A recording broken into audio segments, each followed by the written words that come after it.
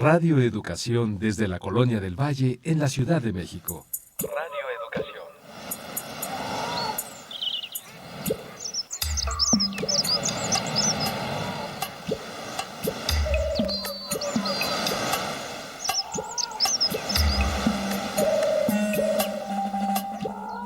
Todo lo que se ha dicho sobre las mujeres lo han dicho los hombres. Las mujeres en la historia no han hablado. Hay que hablar con ellas. Poulain de la Barre.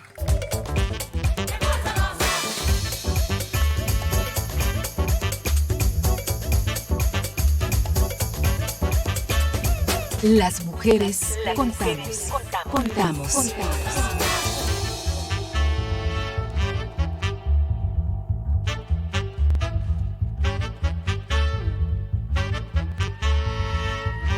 No solo somos un poco más de la mitad del mundo. Nuestra sociedad cuenta con nosotras para la transformación social. Sé parte de nuestro presente. Dialoguemos de la política, de lo público y de lo íntimo. Con perspectiva de género. ¿Qué y cómo contamos las mujeres?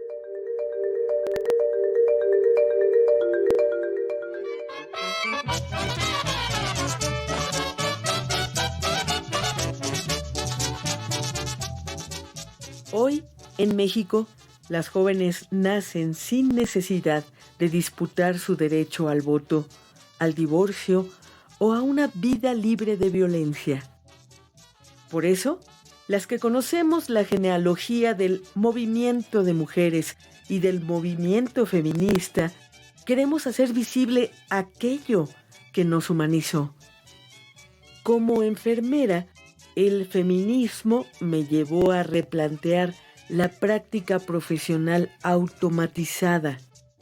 Tomar en cuenta que hombres y mujeres vivimos los procesos de salud-enfermedad de manera diferente.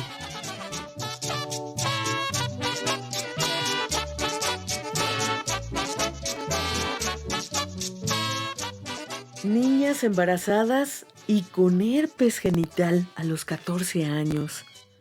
Mujeres de la sierra cuyos síntomas de cáncer son minimizados y tratados como problemas psiquiátricos.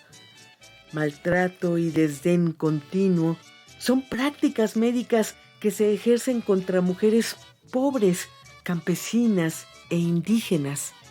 Yo digo basta.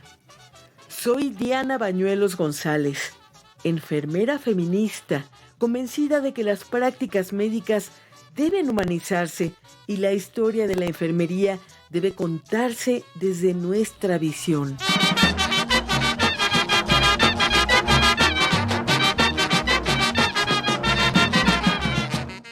En la cuenta de los días, en el año 2006, fue editado el libro Mujeres Invisibles para la Medicina, escrito por la médica y divulgadora española Carmen Valls Llobet.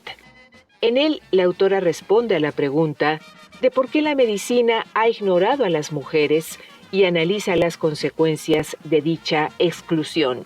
El programa de esta noche está dedicado al tema Enfermería con perspectiva de género y damos la bienvenida a nuestra invitada. ¿Podrías presentarte para nuestras audiencias? Hola, mi nombre es Diana Bañuelos, soy licenciada en enfermería y soy enfermera, feminista, activista por los derechos de las mujeres y hoy también estoy representando al colectivo de la Cruz Blanca de Enfermeras por la Autonomía Profesional. Muchas gracias por estar en este espacio, muy buenas noches. Gracias a ustedes por darme la oportunidad de hablar algo de lo que hemos estado trabajando durante varios años ya.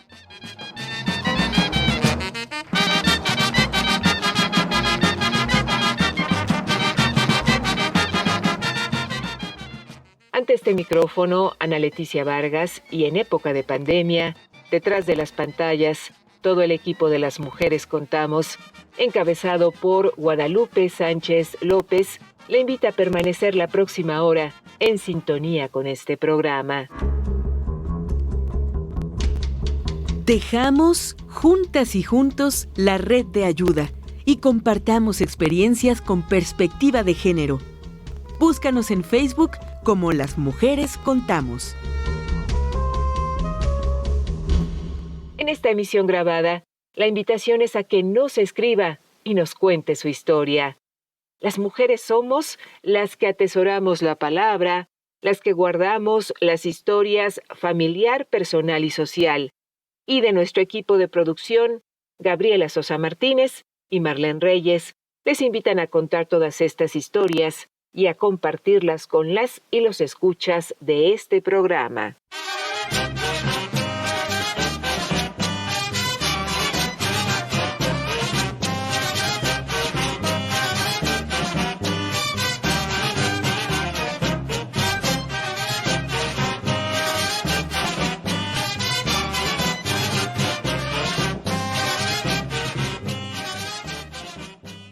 En esta emisión grabada de Las Mujeres Contamos, conversamos sobre enfermería con perspectiva de género con Diana Bañuelos González, licenciada en enfermería, especialista en cuidados intensivos y quien actualmente cursa la maestría en ciencias de la educación.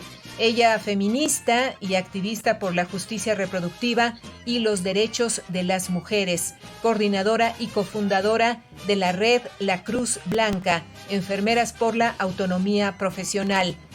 Diana, en términos generales, ¿cuál ha sido el papel de las mujeres en la historia de la enfermería? Bueno, fíjate que normalmente cuando pensamos en las mujeres y la enfermería es imposible no relacionar la historia de la mujer y la historia de la enfermería, ¿no? Y normalmente igual estamos como acostumbrados a pensar en la historia de la enfermería desde el inicio de la enfermería moderna con Florence Nightingale hacia acá. Pero bueno, en la Cruz Blanca nos hemos tomado la iniciativa de reconstruir un poco más allá la historia de las mujeres en el cuidado de los enfermos.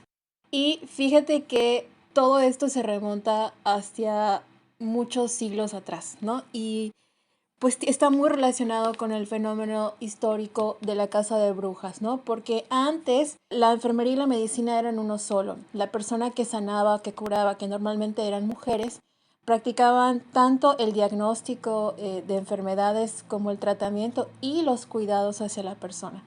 La separación entre enfermería y medicina se da muchísimos años después y bajo pues varios sucesos históricos terribles que valdría la pena ir comentando poco a poco, ¿no? Pero pues básicamente el papel de las mujeres en la historia de la enfermería pues ha sido construirla y resistir en ella. Diana, ¿consideras que esta historia, la de la enfermería, se ha contado desde una visión masculina? Sí, totalmente. Hace poquito estaba precisamente para una investigación que estaba haciendo. Empecé a buscar historia de la enfermería en Yucatán, que es donde yo vivo, yo soy de Mérida, Yucatán. Y lo único que encontré fue como media cuartilla en la página de la Universidad Autónoma de Yucatán, de la Facultad de Enfermería, y eso fue todo. Intenté buscar historia de enfermería en México y el primer libro que encontré fue de un médico, escrito por un médico, apenas en 1967. Tenemos siglos de historia de la enfermería perdida. No sabemos qué era lo que pasaba. Y lo único que nos llegó hasta ahora ha sido escrito a través de voces de hombres y de médicos, en la mayoría, ¿no? No tenemos realmente un testimonio. Tenemos, por ejemplo, los diarios de Leonor Villegas, que al final se publican como una novela, ni siquiera se publican como las memorias de Leonor Villegas durante la Revolución Mexicana, ¿no?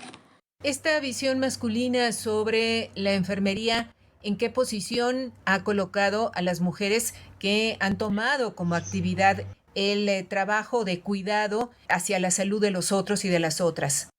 Yo creo que hay una deuda histórica por parte de la medicina hacia la enfermería, ¿no? Y no lo digo como para atacar a los médicos, porque al final pues todos somos un equipo y somos compañeros. Pero la historia es así, o sea, la historia es la historia, ¿no? Y eso no lo podemos cambiar. Desafortunadamente, en México se dieron muchas cosas que no debieron haber ocurrido, ¿no?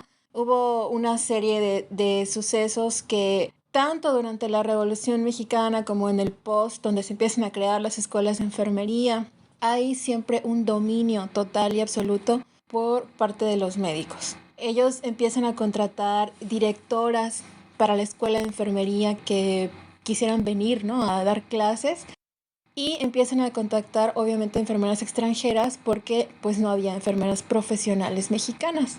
Y pues hay varios nombres, hay varias de ellas que vienen y se topan con una situación terrible de marginalidad, de una negación para que puedan ellas ejercer, ¿no?, para que puedan enseñar. Les dan condiciones deplorables de vida, de trabajo. Muchas sufren acoso sexual por parte de los médicos. Pues terminan yendo, ¿no? Se terminan renunciando, se terminan yendo, hasta que los médicos se hartan, se aburren de seguir buscando una enfermera que quiera formar a sus enfermeras de la manera en la que ellos querían, que era siempre como que buscando crear a la sirvienta perfecta, ¿no?, a la que pudiera hacer todo el trabajo sucio que ellos no querían hacer. Y pues se adueñan y se apropian de la enseñanza de la enfermería. Y son ellos los que al final modifican los planes de estudio que las enfermeras estadounidenses ya habían construido y los borran. Y ellos ponen sus propias materias, reducen el plan de estudios a 2 años y son ellos los que nos empiezan a dar clases. Y pues nos convierten en como que sus, pues ahora sí que en sus ayudantes perfectas, ¿no? Lo que ellos querían, siempre bajo el mandato de la sumisión y obediencia, en esta ignorancia impuesta en la que se le enseña a la enfermera a ser obediente sin cuestionar, ¿no? Sin cuestionar por qué, para qué, como simplemente era obedecer. O sea, con decirte que una de las materias que los médicos instalaron en el plan de estudios era el conteo de las sábanas limpias y sucias. O sea, realmente de enfermería no había absolutamente nada.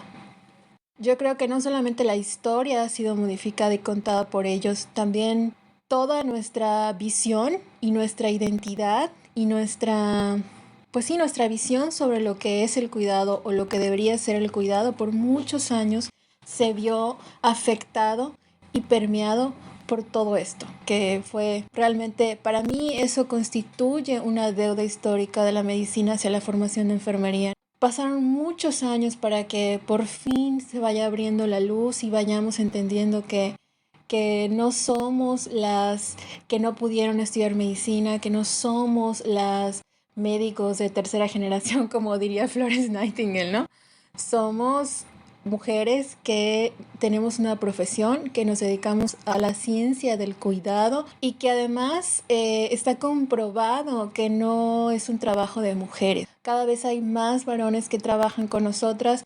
Conozco excelentes enfermeros varones a los cuales su género no les impide ni les afecta en absoluto su capacidad para cuidar. Pues estamos en la lucha ahí de desprendernos de todas esas ideas, pero pues creo que va a pasar todavía un poquito más de tiempo. ¿En qué momento empiezan a cambiar estos paradigmas establecidos por los médicos en torno a la enseñanza de la enfermería y del papel que las y los enfermeros deben jugar en el cuidado de la salud? Mira, la licenciatura en enfermería no tiene mucho tiempo que se comenzó a impartir. Antes era enseñanza técnica, de hecho continúa la enseñanza técnica en muchas escuelas. El problema es que en enfermería todavía hay muchos grados académicos, ¿no? Tenemos auxiliares de enfermería, tenemos enfermeros generales que serían las tecnicaturas y luego están los licenciados en enfermería, ¿no? Todo esto hace que todavía sea más difícil quitarnos de la idea estas nociones, porque mientras la enseñanza siga siendo técnica y se permita que haya gente que estudia 6 meses y entra a una institución a trabajar como auxiliar de enfermería, pues va a ser muy difícil podernos quitar de encima todos estos prejuicios de la obediencia y la sumisión, ¿no? Porque si algo hemos comprobado y con todos estos años de experiencia de estudio, de análisis, de observación, es que lo que realmente logra empoderar a la enfermería ha sido el conocimiento, la lectura crítica, y aplicar ese conocimiento, porque cuando aplicamos ese conocimiento, y eso ha quedado más que claro ahora con toda la crisis del COVID, es cuando nos damos cuenta de lo necesarios e indispensables que somos para el sistema de salud. Y así es como hemos visto que todo eso que nos habían dicho, que nos habían enseñado, pues no era así. Que enfermería tiene mucho poder, pero todavía está intentando despertar a ese monstruo. Nos decías hace un momento que tenemos siglos de historia de la enfermería perdidos. ¿Habría manera de recuperar esta historia, por ejemplo, a partir del trabajo en archivos?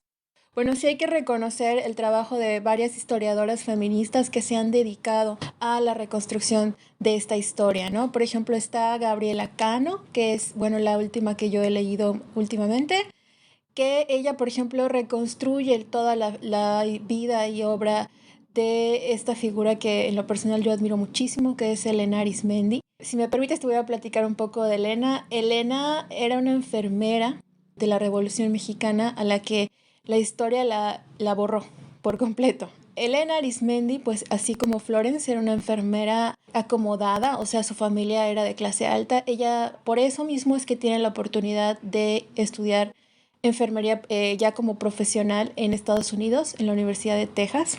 Estando ahí en Texas, ella conoce a Francisco I. Madero y a su esposa. Elena era una mujer de convicciones políticas muy marcadas. Regresa a México ante el conflicto armado, intenta entrar a la Cruz Roja, le es negado y pues ella como enfermera se siente todavía un poco impotente, ¿no? De no poder ayudar a los heridos. Empieza a ver con mucho coraje que la Cruz Roja solamente atiende heridos del Ejército Federal, por lo que pues ella decide, utilizando el dinero y los contactos de su familia, crear su propia brigada de auxilio. Su brigada de auxilio, ella la nombra en ese momento la Cruz Blanca Neutral. La Cruz Blanca Neutral era, pues así como la Cruz Roja, era una brigada de auxilio para heridos, nada más que en la visión de Elena, la salud era un derecho humano y ella no podía, como enfermera profesional, negarse a atender a soldados federales o soldados rebeldes, porque las convicciones políticas no pueden determinar a quién vas a atender y a quién no. Pues Elena crea la Brigada de la Cruz Blanca Neutral y desafortunadamente por algunos celos de parte del resto de la brigada, de la relación tan amistosa que tenía Elena con los Madero, es acusada de ser imparcial y pues le es retirada la dirección de la Cruz Blanca. Elena acude con los Madero a pedir un consejo ante esta situación y ellos la envían a ver un abogado que en ese momento pues no era tan famoso como hoy, pero ese abogado era José Vasconcelos, precisamente.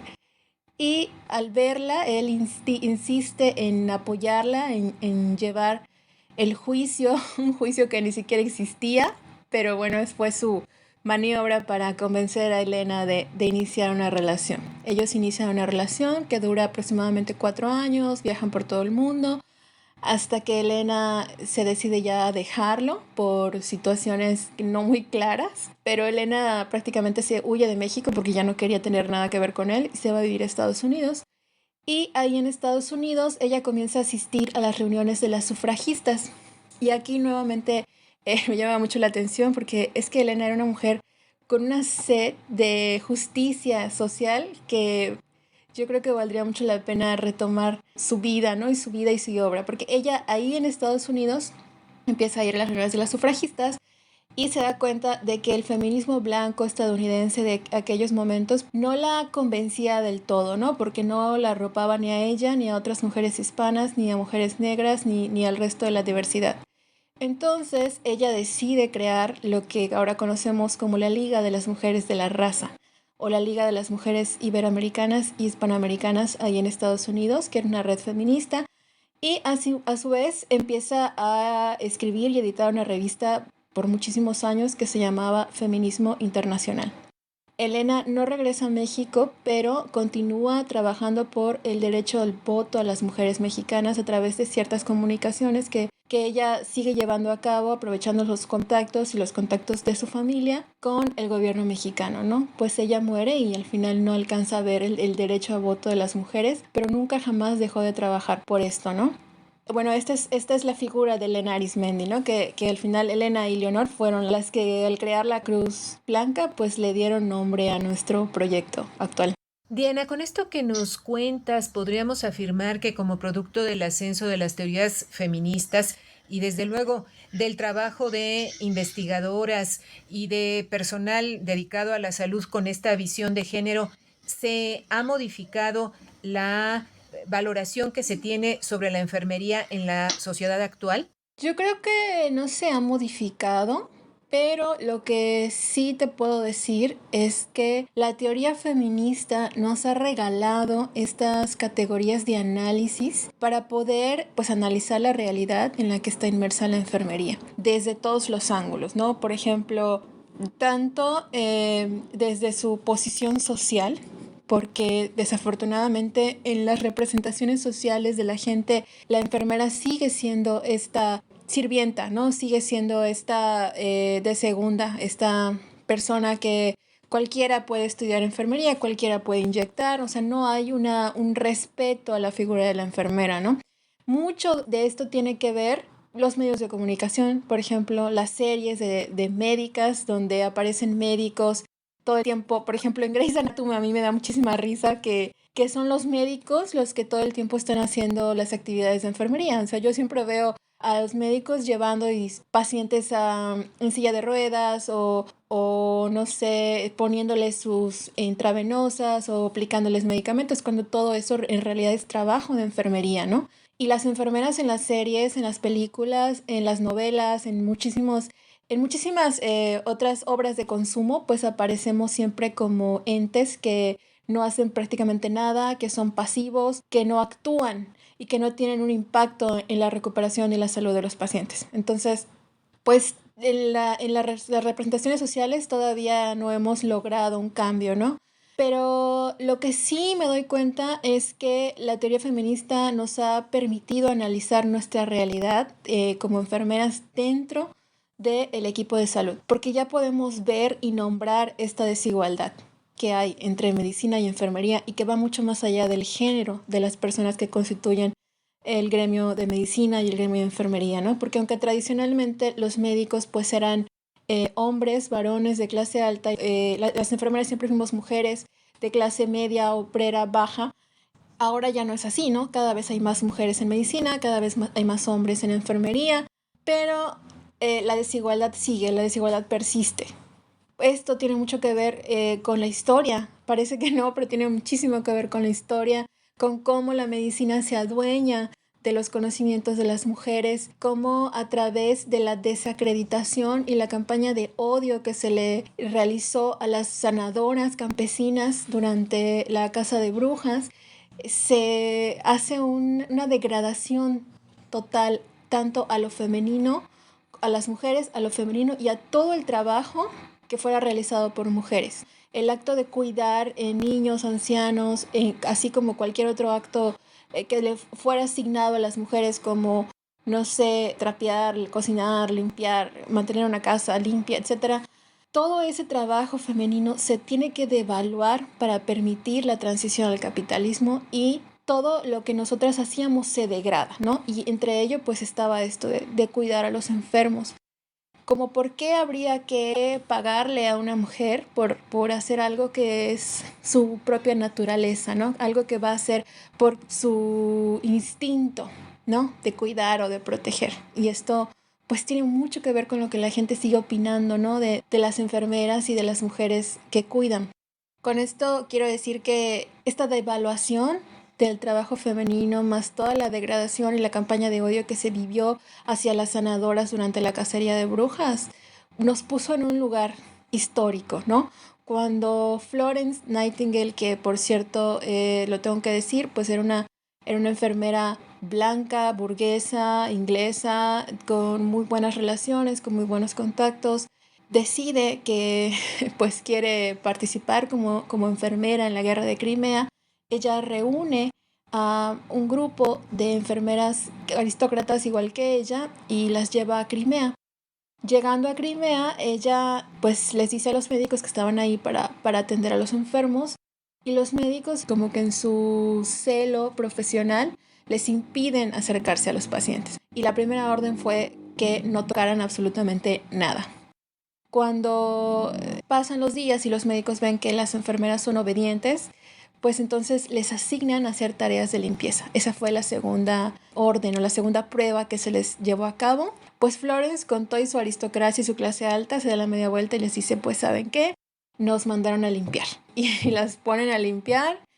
Y ahí fue cuando los médicos se dieron cuenta que este grupo de mujeres realmente pues no iba a ser una amenaza, ¿no? Para ellos. Y entonces, bajo esta línea de la obediencia y la sumisión, Florence, después de la guerra de Crimea, crea las nuevas escuelas de enfermería. Las enfermeras Nightingale eran como el producto de las escuelas de enfermería. Y estas enfermeras, por supuesto, que llevaron todos estos prejuicios de la clase alta de Florence, en la que en estas escuelas se les enseñaba muchísimo más como a modular el carácter, ¿no? A limpiar y a blanquear el carácter de las enfermeras, porque antes de Florence las enfermeras eran famosas por ser realmente ladronas, alcohólicas, prostitutas, etcétera, otro tipo de parias sociales, por decirlo de alguna manera. Y lo que hace Florence es limpiar la imagen de la enfermera, ¿no? Y esto lo hace a través de esta visión de que la enfermera tenía que ser la mujer ideal, la mujer, así como la esposa ideal de un marido dentro de la casa. Esta imagen de la mujer ideal, ella la traspola al ambiente hospitalario y se dice que la enfermera tiene que tener la obediencia ciega hacia su marido, que en este caso sería el médico. Tenía que cuidar con amor y ternura al enfermo como si fuera su hijo, y tenía que ser firme para poder dirigir un hospital tal como se necesita que una mujer sea firme para dirigir una casa. Entonces, por supuesto que la teoría feminista nos permite entender todos estos conceptos y verlos desde una nueva perspectiva, ¿no? Y cuestionarnos por qué, por ejemplo, Florence fue considerada la madre de la enfermería moderna y no lo fue Mary Seacole, por ejemplo, o otras enfermeras. Entonces, pues obviamente está muy claro que al final era Florence la que más se adaptaba a las necesidades de las clases dominantes y para qué eran importantes las enfermeras. La teoría feminista nos está permitiendo analizar nuestra realidad actual, el lugar que tenemos dentro del equipo de salud, nos está permitiendo visualizar nuestra historia desde esta otra perspectiva, desde la perspectiva de las mujeres, la que nunca se les ha dado esa voz. Nos está permitiendo recuperar nuestras íconos, nuestras figuras históricas como Elena Arizmendi, como Leonor Villegas. Nos está permitiendo al mismo tiempo como empoderarnos y posicionarnos políticamente desde otro ángulo que nunca la enfermería había logrado. En esta emisión grabada de Las Mujeres Contamos, conversamos sobre enfermería con perspectiva de género con Diana Bañuelos González, licenciada en enfermería, especialista en cuidados intensivos. Ella actualmente cursa la maestría en Ciencias de la Educación, es feminista y activista por la justicia reproductiva y los derechos de las mujeres, coordinadora y cofundadora de la red La Cruz Blanca, Enfermeras por la Autonomía Profesional.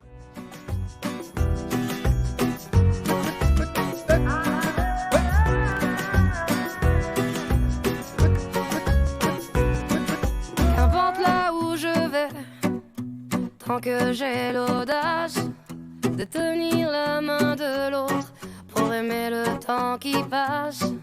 Dans tout ce que je fais, la rage et l'amour s'embrassent. Qu'elle soit mienne ou qu'elle soit vôtre, la vie nous dépasse. Que vendrá, yo escribo mi camino sin pensar, ¿dónde acabará? Dans mes joies, dans mes peines, dans mes choix, dans mes larmes, je laisse aller mes sentiments. Au mieux on écrit son chemin comme on se soigne pour aimer indifféremment. Sur les sables mouvants d'un passé qui s'effondre, je me raccroche à ce que j'aime, prenons soin de chaque seconde.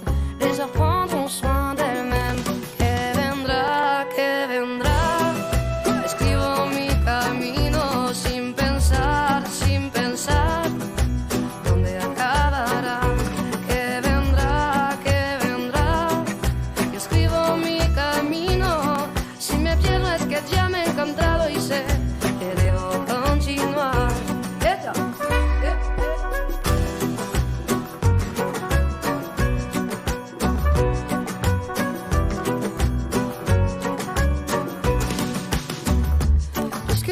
ici sans savoir ce qui nous attend un peu plus tard. Laissez parler, mon instinct me guérit. Puisque tout cela est bien trop court, j'aimerais jusqu'à mon dernier jour, jusqu'à mon dernier souffle de vie. Que vendra, jusqu'où j'irai, j'en sais rien. Sin pensar, sans penser à demain. Que vendra, escribo mi camino. Si me pierdo es que ya me he encontrado y sé que debo continuar.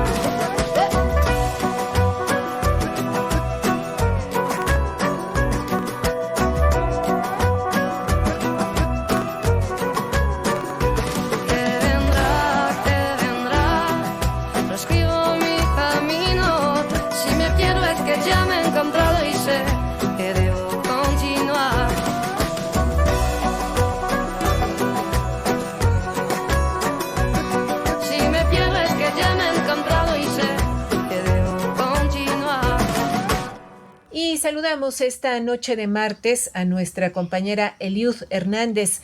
Eliud, ¿cómo te encuentras? Te escuchamos.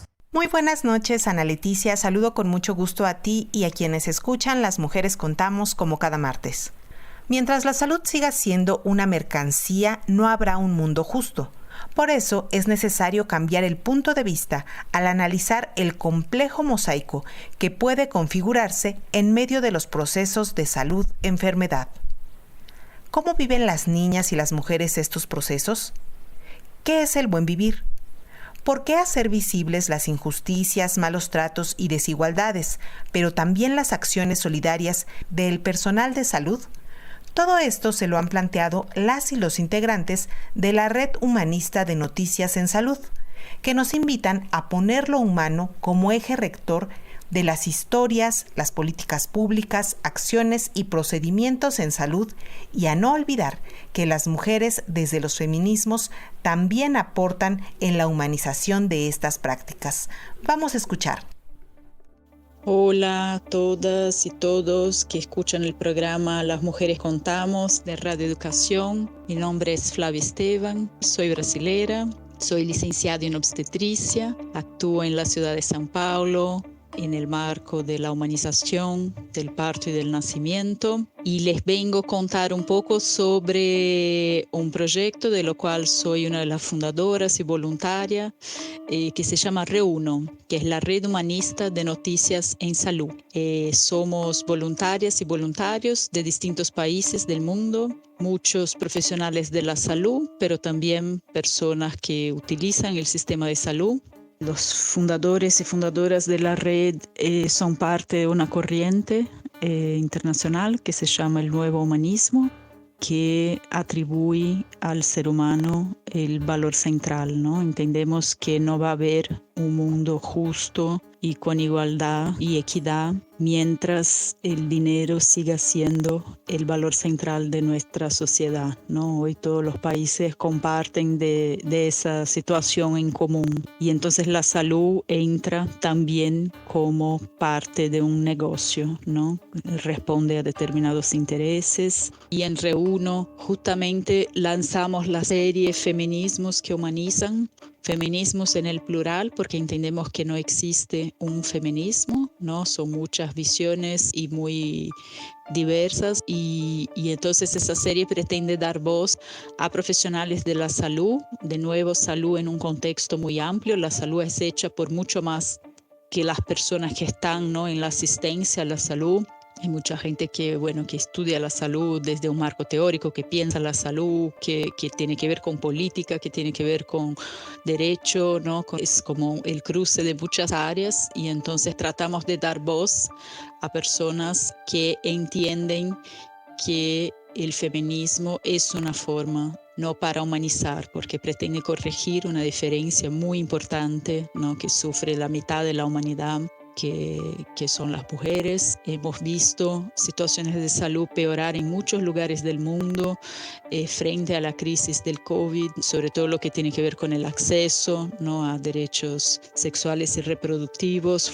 tomamos un camino equivocado, ¿no? Cuando creemos que hablar de salud es hablar de hospitales, de ambulancia, de medicamentos, de enfermedad, ¿no? La salud es un concepto que para nosotros es muy sagrado y muy amplio. La salud integral involucra una serie de temas que tienen que ver con justicia, que tienen que ver con igualdad, que tienen que ver con visibilizar las poblaciones más vulnerables, tiene que ver con raza, tiene que ver con una serie de puntos que necesitamos discutir, ¿no? En todas las sociedades si queremos realmente generar un otro escenario, ¿no? Para todas y todos.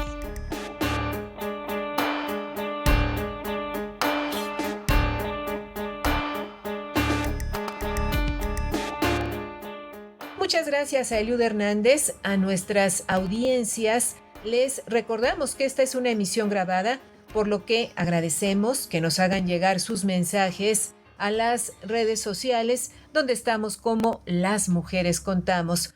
Hoy en entrevista sobre enfermería con perspectiva de género, nos acompaña Diana Bañuelos González, licenciada en enfermería, especialista en cuidados intensivos. Actualmente cursa la maestría en Ciencias de la Educación, feminista y activista por la justicia reproductiva y los derechos de las mujeres, además coordinadora y cofundadora de la red La Cruz Blanca Enfermeras por la Autonomía Profesional. Diana, ¿en qué momento nace esta iniciativa de la Cruz Blanca Enfermeras por la Autonomía Profesional? ¿Con qué objetivos y hacia dónde orienta sus acciones? La Cruz Blanca surge a partir de una inquietud que nos da por precisamente recuperar esta historia, ¿no? Te platiqué así como a grandes rasgos, ¿no? Algunas de las cosas que hemos podido recuperar en los últimos meses, pero pues hay muchísimo más y nos surgió esta inquietud a partir de precisamente estas cuestiones de la pandemia de COVID. Pues nos dimos cuenta del lugar que realmente está, del papel importantísimo que está jugando enfermería. Ha sido enfermería quien ha dispuesto, por ejemplo, la reconversión de hospitales, quien ha diseñado entradas, salidas, metodología para ponerse el equipo de protección, para retirarse el equipo de protección. Enfermería es el profesional mejor capacitado para todos esos conceptos de asepsia y antisepsia, desinfección. O sea, no hay ningún otro profesional, ¿no? Los médicos de plano bajaron las manos y dijeron, bueno, pues que nos digan qué hacer, porque pues ellos no manejan este tipo de cosas como lo hace enfermería, ¿no?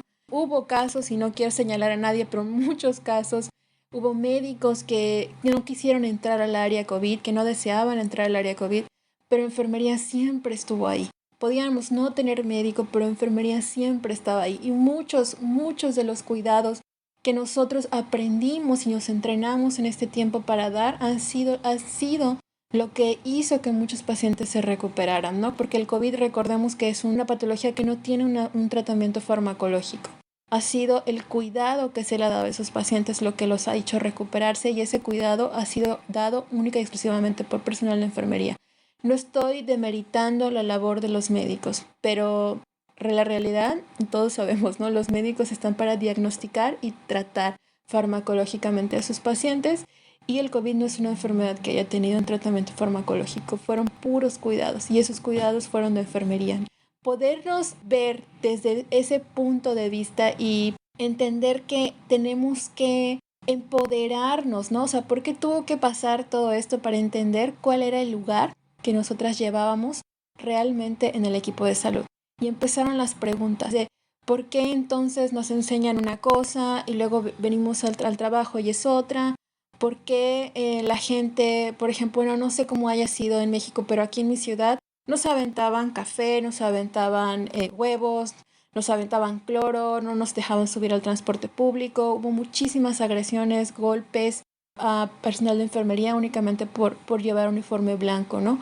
Yo creo que todo esto tiene mucho que ver también con lo que la gente piensa que es enfermería. Yo creo que si la gente supiera todo el trabajo científico que hace enfermería para poder prepararse, para poder protegerse, para no llevar infecciones a su casa, pues sería diferente, ¿no? Pero entonces, ¿qué es lo que estamos haciendo? ¿Qué es lo que está haciendo enfermería para darle a conocer a la gente quién es, cómo se prepara, qué es lo que hace, ¿no? La gente sigue pensando que somos estos entes que nada más reciben indicaciones porque pues desafortunadamente no nos hemos dado esta tarea de hacer que todo el mundo conozca y reconozca cuál es la importancia de la enfermería dentro de la atención médica, ¿no? Dentro de la atención en salud. Entonces, ese es uno de los ideales con los que surge la Cruz Blanca, ¿no? Poder como limpiar nuestra imagen y hacer que la gente pueda reconocer un poco el trabajo que hace enfermería, pero también hacer que los mismos profesionales de enfermería se dan cuenta de todo el poder y la capacidad que tienen. Esto para crear una nueva identidad. Nosotras creemos que uno de los talones de Aquiles de la enfermería es esta construcción de la identidad. Porque no tenemos, por ejemplo, estos referentes de enfermeras mexicanas revolucionarias como Elena Arizmendi o Leonor Villegas no son conocidos. No nos enseñan esto en la licenciatura, no nos enseñan esto en el posgrado, no nos enseñan esto. Esto es parte fundamental de la identidad. Si no tenemos una identidad como gremio profesional, pues no nos vamos a poder nunca identificar y empoderar como los profesionales que somos. Y la Cruz Blanca surge con esta encomienda, ¿no? De construir una nueva identidad con perspectiva de género y con sentido de la justicia y la responsabilidad social. Queremos una enfermería nueva, una enfermería que tenga estos valores de fuerza, autonomía, independencia. Queremos ser profesionales en toda esta extensión de la palabra, ¿no? Y parte de los proyectos que tenemos es un podcast que está ya en producción, está a punto de salir, y también tenemos un proyecto para fomentar la lectura y la escritura en los profesionales de enfermería. Este podcast, ¿dónde estará disponible? ¿Ya puedes adelantarnos algo al respecto? Sí, va a estar disponible en Spotify. De hecho, ya está el tráiler ahí en Spotify, así lo encuentran, La Cruz Blanca, Enfermeras por la Autonomía Profesional. Y estamos en Facebook igual como La Cruz Blanca, Enfermeras por la Autonomía Profesional. Ahí nos pueden encontrar. Pues es un espacio libre para todo el personal de enfermería que quiera, incluso que quiera participar con nosotras. La invitación está abierta y pues es eso. Diana, ¿qué propuesta o qué propuestas existen desde esta red, La Cruz Blanca, Enfermeras por la Autonomía Profesional, para reformular la enseñanza y la práctica de la enfermería desde una perspectiva de derechos humanos y desde luego con visión de género? Tenemos la idea de empezar a realizar cursos y seminarios en las instituciones académicas de enfermería apenas la pandemia nos lo permita, básicamente, ¿no? Es uno de los proyectos que tenemos, que es llevarle a los estudiantes de enfermería que están en formación un poco de todo esto que acabamos de platicar. Y también pues estamos intentando producir contenido como el podcast o contenido audiovisual para las redes sociales, porque al final pues sabemos que las redes sociales tienen un poder tan destructivo como positivo, ¿no? Claro que me encantaría llevar esto a la academia, a la investigación, que por cierto hay gente que lo está haciendo, ajenas a nosotras, que están apenas intentando incorporar los temas de género dentro de la investigación en la enfermería, pero pues le digo, avanza súper lento porque de por sí avanzábamos lento, ¿no? Y estos temas que a veces suelen ser un poquito polarizantes o incómodos para ciertos sectores, pues son un poquito más complicados. En este sentido te preguntaríamos, ¿con qué resistencia se encuentran para que se dé esta introducción de los derechos humanos y de la visión de género en la enseñanza y en la práctica de la enfermería? Yo creo que el paradigma superbiologicista cerrado, este paradigma positivista que todavía reina en la enseñanza de las instituciones de enfermería. O sea, todavía como que estas cuestiones de género, de historia, no son vistas como algo importante. Nos atiborran de información sobre anatomía, fisiología, investigación cuantitativa y ese tipo de cosas. O sea, tú pensarías que es lo contrario, porque pues estamos enfermeras y estamos... O sea, la definición de enfermería es la ciencia del cuidado y las respuestas humanas. Entonces, tú te esperarías que la formación estuviera un poquito más encaminada a poder ser un poquito más holística en cuanto a todo tipo de respuestas humanas, ¿no? Y entender esas respuestas humanas. Pero todavía yo... No sé, me hace preguntarme esta cuestión de saber a qué intereses realmente todavía sigue sirviendo este tipo de formación universitaria de enfermería que le da todo el peso a este paradigma biologicista y le cierra todas las puertas a los derechos humanos, a la perspectiva de género y a todas estas nuevas corrientes de respeto y amor a la diversidad humana. En pleno 2020, en este año de la pandemia, ¿qué tipo de violencia se enfrentan quienes estudian y quienes practican la enfermería? Ahora ya siento que ya se calmó un poco, como que la gente ya se adaptó, pero al inicio de la pandemia con la psicosis del COVID era una cosa terrible. O sea, yo tenía miedo de salir de mi casa vestida de enfermera. Tuvimos que diseñar ciertas estrategias como cambiarnos de ropa, no salir a la calle con uniforme. Si no tienes coche, pues te subes al coche de alguien que te acerque a tu casa o que te deje cerca de tu casa para no usar transporte público, porque eso ya implicaba exponerte, porque la gente andaba loca. O sea, entrabas al Oxxo a comprar un café y te aventaban café encima, te aventaban cloro, los insultos en todos lados. Pues hubo un caso de una enfermera aquí en Mérida que le quemaron la casa, por ejemplo. Muchos casos de otras compañeras que les dejaban mensajes de odio en la puerta de su casa. Sí estuvo terrorífico al principio, ¿no? Yo decía, o sea, yo estoy aquí exponiéndome, exponiendo a mi familia, exponiendo a mis hijos, con miedo, con incertidumbre, pero pues porque es mi trabajo, ¿no? Y pues si no le estamos pidiendo a la gente un reconocimiento especial, lo único pues que queríamos era que no nos hicieran daño, ¿no? Sí estuvo muy marcado, y algo que nos dábamos cuenta era que, de hecho está documentado en ciertas notas periodísticas, que el 70% de las agresiones a personal de salud fueron a mujeres y a enfermeras. Entonces ahí también había una cuestión de género, ¿no? Porque al final enfermería está acostumbrada a lidiar con el odio y los insultos de la gente ante la frustración de que el sistema de salud muchas veces está colapsado, y estaba colapsado desde antes del COVID. Eso no es nuevo y todos lo sabemos. Y en enfermería pues estamos acostumbrados a lidiar con este tipo de violencias de alguna manera, ¿no? Pero bueno, una cosa es que te insulten o te digan, no sé, o sea, al final no te están haciendo daño físicamente, pero ya, o sea, que salgas a la calle y te golpeen, porque pues sí hubo casos de compañeros que llegaron golpeados con daños físicos por únicamente andar en la calle con su uniforme, ¿no? Pues enfermería sufre muchos tipos de violencias, ¿no? Tanto, ahora vimos este tipo de violencia física brutal, pero pues hemos sufrido mucho tipo de violencias. O sea, somos como que el blanco predilecto de la gente cuando está demasiado frustrada o enojada con la inoperancia del sistema de salud, con la sobrecarga del sistema de salud. O sea, y yo los entiendo y no los juzgo, porque yo no me imagino lo que significa estar sentado en una silla en urgencias durante 3 o 4 o 5 días, sin poder acostarte, sin poder dormir. O sea, yo entiendo el estado mental en el que uno puede caer. Por eso de alguna forma siempre como justificamos ese tipo de acciones, pero pues sí llega un momento en el que sí dices, pues basta, ¿no? Otro tipo de violencias a los que enfermería está muy acostumbrado, y eso sí lo tengo que decir porque es muy incómodo, pero bueno, alguien lo tiene que decir, que está súper normalizado el acoso sexual. El acoso sexual por parte de pacientes, pero no solo por parte de pacientes, por parte de otras categorías, ¿no? Por parte de otros profesionales. Y está súper normalizado. O sea, es una cosa que no sé por qué creemos que tenemos que aguantar.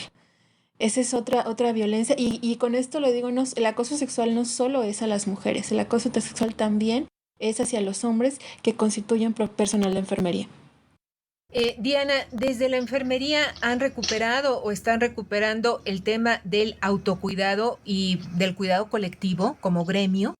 Bueno, hubo distintos proyectos ahora con la pandemia para promover salud mental de las enfermeras, porque pues sí fue algo muy complicado. Bueno, yo conocí mucha gente que sí cayó en depresión, que se tuvo que aislar de su familia, de sus hijos. Sí hubo varias iniciativas y varios proyectos para proteger la salud mental, pero nada que haya resultado tan significativo, honestamente. Al final, enfermería, como siempre, sacó la casta, se adaptó a lo que tenía que adaptarse y ahí sigue, caminando. Decíamos en tu presentación, que tú eres una activista por la justicia reproductiva, y en este sentido no quisiéramos perder la oportunidad de que nos dijeras cuáles son las violaciones que sufrimos las pacientes cuando acudimos a una atención médica que tiene que ver con nuestra salud reproductiva. Bueno, son muchas, ¿no? Pero aquí viene la importancia de tener personal de enfermería capacitado con perspectiva de género. Por ejemplo, cuando una mujer acude a una consejería de planificación familiar o llega a una unidad tocoquirúrgica a tener un bebé, y lo primero que se hace es preguntarle qué método va a utilizar. Esta violencia yo siempre la señalo porque me parece fundamental que todo mundo, todas mis compañeros puedan visualizar el alcance de estas palabras. Cuando una mujer te responde, no, porque mi marido me cuida, que es una frase que estamos súper acostumbrados y ya la tenemos súper normalizada. Pero que una mujer te diga, no voy a usar un método porque mi marido me cuida, muchas veces detrás de ese mi marido me cuida hay un sistema horrible de violencia en la cual la mujer no puede decidir sobre su propio cuerpo y sobre su maternidad. Y ahí, como enfermeras, nosotras podemos respaldar esta violencia o podemos apoyarla de alguna manera. Y eso va a determinar, esto va a estar determinado por nuestra sensibilidad y nuestra perspectiva de género. Si yo no tengo perspectiva de género, la voy a regañar y le voy a decir que cómo que su marido, señora, tiene 8 hijos, pero cómo que su marido, o sea, no alcanzaría yo a entender la situación en la que está ella inmersa, que muchas veces por eso mismo es que ellas no nos tienen la confianza para decirnos qué es lo que realmente está pasando. Pero, ¿qué pasaría si yo tengo una perspectiva de género? Por ejemplo, pues yo lo que podría hacer es explicarle qué opciones tiene y recordarle que es su derecho y que si ella no desea que su marido se entere de que se le colocó algún método de planificación familiar, su marido no tiene por qué enterarse porque es una decisión confidencial y que ella está protegida, ¿no? Que ella tiene derechos y que sus derechos los podemos hacer valer juntas, ¿no? Y ahí es donde entra esta maravillosa capacidad de ese razonamiento que te entrega la perspectiva de género, poder analizar cada una de estas situaciones desde ese ángulo.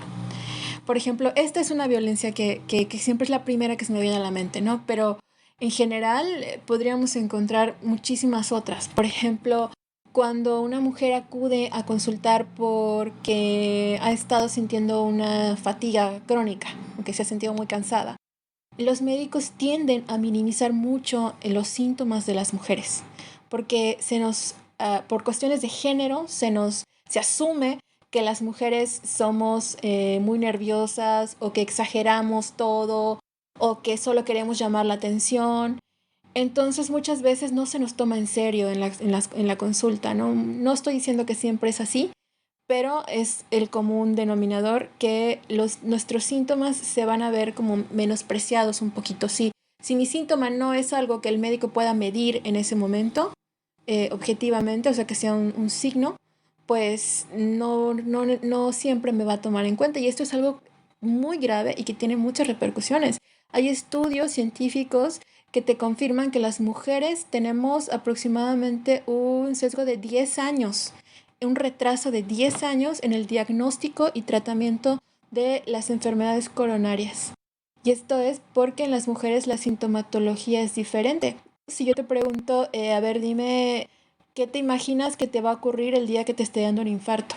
El 90% de las mujeres te va a decir que piensa que le va a dar un dolor que se le va a irradiar del pecho al brazo izquierdo, ¿no? Porque pues eso es lo que vemos en todos lados, en los anuncios, en las infografías, etc. Pero en el caso de las mujeres la sintomatología es diferente. Las mujeres iniciamos con una semana de fatiga muy pronunciada y el infarto se nos puede presentar con un dolor muy agudo en la boca del estómago.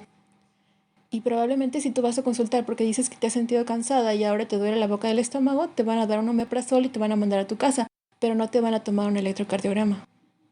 Precisamente hace 2 años fui a un congreso de cardiología aquí en Mérida y me encontré con un grupo de mujeres cardiólogas que precisamente estaban en esta cruzada de poder dar a conocer todos estos síntomas de las mujeres y intentando adherir estos síntomas a la literatura científica, porque todavía está muy sesgada la literatura científica al respecto, ¿no? No se le ha dado el peso que debería a la salud cardiovascular de la mujer y a esta sintomatología que es diferente, que se ha logrado describir y encontrar en ensayos clínicos que es diferente.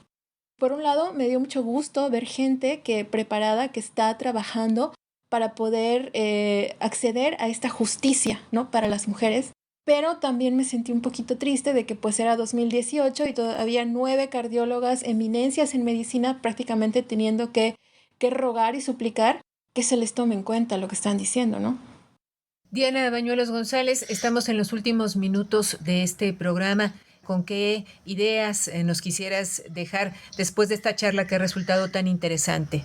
Pues yo quisiera pedirle a todos mis compañeros enfermeros, enfermeras que le pierdan el miedo a la perspectiva de género, que le pierdan el miedo a la palabra feminismo, que lean un poquito, que se acerquen a gente con la que puedan platicar al respecto, porque les va a abrir muchas posibilidades para mejorar su práctica profesional como enfermeros.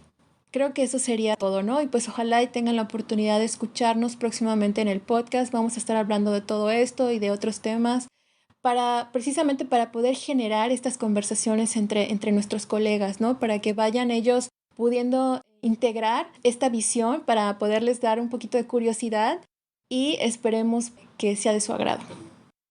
¿Cómo seguimos entonces las iniciativas de la red La Cruz Blanca, Enfermeras por la Autonomía Profesional? Pues en Facebook nos pueden encontrar como La Cruz Blanca, Enfermeras por la Autonomía Profesional, y estamos también en Spotify igualito, así, La Cruz Blanca, Enfermeras por la Autonomía Profesional, y ahí nos pueden encontrar y escuchar. Si me lo permites, con lo que nos comentaste en la parte final de la entrevista, yo quisiera pedir a nuestras audiencias que valoren también que hay diferencias de género en la atención sanitaria y que es muy importante que como pacientes nos empoderemos y desde luego revalorar el trabajo que hace el personal de enfermería. Diana. Pues muchísimas gracias por darme la oportunidad de hablar un poco de todo este trabajo que llevamos realizando desde hace ya varios años y pues por darnos esta voz, ¿no? Para dar a conocer el trabajo que hacemos ahora en la Cruz Blanca, que es muy importante para nosotras. Pues agradecemos muchísimo la presencia de nuestra invitada, Diana Bañuelos González, licenciada en enfermería, especialista en cuidados intensivos, quien actualmente cursa la maestría en Ciencias de la Educación, ella feminista y activista por la justicia reproductiva y los derechos de las mujeres, así como coordinadora y cofundadora de la red La Cruz Blanca, Enfermeras por la Autonomía Profesional. Ha sido un gusto platicar contigo en este espacio Las Mujeres Contamos. Muy buenas noches. Muy buenas noches, gracias a todos.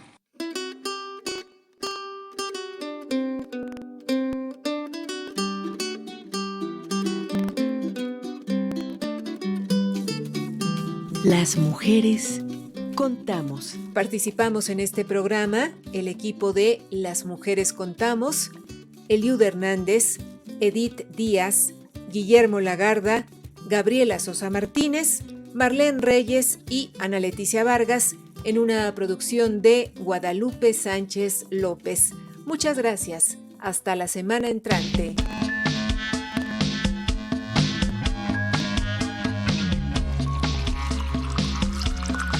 Las mujeres tenemos historia. Contarla es parte de la construcción de un futuro con equidad. Desde la Ciudad de México, 1060 kHz en amplitud modulada. Radio Educación. Las mujeres contamos. Las mujeres contamos.